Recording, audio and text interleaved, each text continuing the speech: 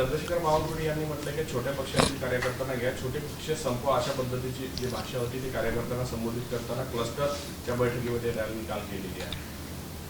हे भाजपाचं धोरणच आहे, मैत्री करा, मैत्री करून मैत्रीमध्ये पाठीत खंजीर खुपसा आणि खून करा, संपवा, हे धोरण भारतीय जनता पक्षाचं पूर्वीपासूनच राहिलं आहे.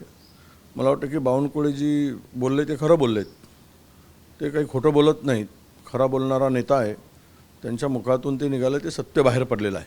संजय गायकवाड यांनी काल असं म्हटलं होतं की माझ्या गळ्यात जो दात आहे तो वाघाचा होता, मी शिकार केली होती, त्यावर त्यांच्यावर गुन्हा सुद्धा दाखल झालेला आहे शिंदे गटाचे.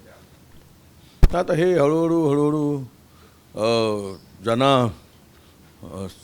होतं काय म्हणतं, एक समजदार हो की ना समजदार बनणं, असं ते सगळं.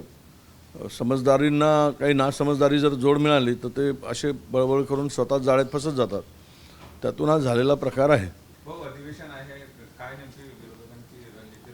हे अधिवेशन अंतरिम अधिवेशन आहे, 5 दिवसाचं अधिवेशन आहे. यामध्ये खरं तर विरोधकांचा प्रस्ताव आणि सत्ताधाऱ्यांचा एक प्रस्ताव असतो, असे 2 प्रस्ताव असतात. त्यानंतर त्याच्यावर चर्चा होते. बाकी त्या अंतरिम बजेटवर चर्चा 4 दिवस ठेवलेली आहे.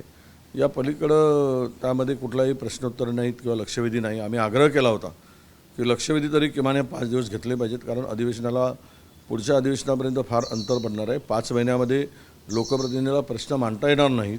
त्यांच्या भागातील प्रश्न असतील, महाराष्ट्रातील काही महत्त्वाचे प्रश्न असतील, परंतु बहुमताच्या जोरावर त्यांनी ते अधिवेशन 5 दिवसाचं ठेवत असताना कुठलाही प्रश्न आणि लक्षवेधी हे जे काही मूलभूत अधिकार असतात त्याला बगल देण्याचं काम सरकारने केलेलं आहे.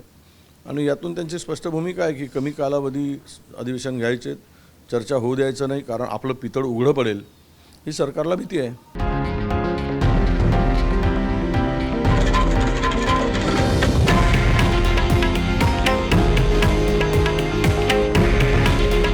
हे आहे देशातील नंबर 1 न्यूज नेटवर्क आणि आपण पाहत आहात TV9 मराठी. काळजी तुमची, हित महाराष्ट्राचं.